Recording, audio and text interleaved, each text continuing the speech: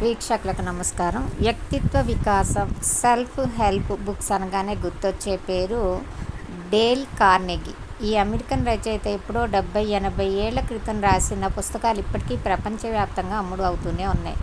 వ్యక్తిత్వాన్ని తీర్చిదిద్దుకునే విషయంలో ఎందరికో ప్రేరణనిస్తూనే ఉన్నాయి.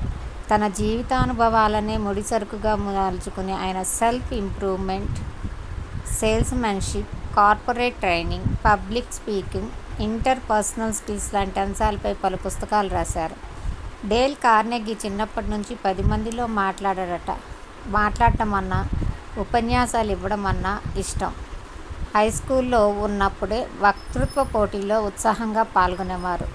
ఆయనది సాధారణ పాడి రైతు కుటుంబం. పొద్దున్నే 3ంటికే లేచి పశువులకు దాణా వేయడం, పాలు తీయడం లాంటి పనులు పూర్తి చేసి స్కూలుకు వెళ్ళేవారు. ఆ రోజుల్లో అక్కడి గ్రామాల్లో వయోజన విద్య, సామాజిక చైతన్య ఉద్యమాలు పెద్ద ఎత్తున జరుగుతుండేవి. వాటిల్లో ఉపన్యాసకుడిగా పనిచేయాలని కలలు కనేవారు.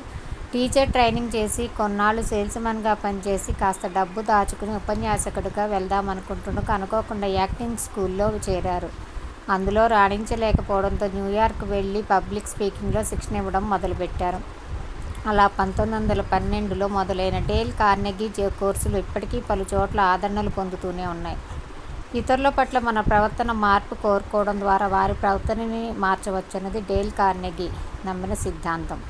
ఆర్ట్ ఆఫ్ స్పీకింగ్తో మొదలుపెట్టి దాదాపు డజను పుస్తకాలు రాశారాయన. How to win friends and influence people Carnegie రాసిన గొప్ప పుస్తకం. 90 ఏళ్ల నాటి ఈ పుస్తకం కోట్లాది కాపీలు అమ్ముడే ఇప్పటికీ బెస్ట్ సెల్లింగ్ జాబితాలో ఉంటుంది. మరో పుస్తకం how to stop worrying and start లివింగ్లో ఆయన ఎన్నో జీవిత సత్యాలను ఆవిష్కరించారు. మనకి నచ్చని వ్యక్తుల్ని ఆలోచనల నుంచి తీసేయాలని, లేని పక్షంలో మనకు ఆనందం, ఆరోగ్యం కరువు అవుతాయని చెబుతారు. వర్తమానంలోనే జీవించాలి, తెలివితేటలను, శక్తి సామర్థ్యాలను ఇవాళ చేసే పని మీద పెట్టాలి, అదే మన భవిష్యత్తుకు పునాది అవుతుందంటారు.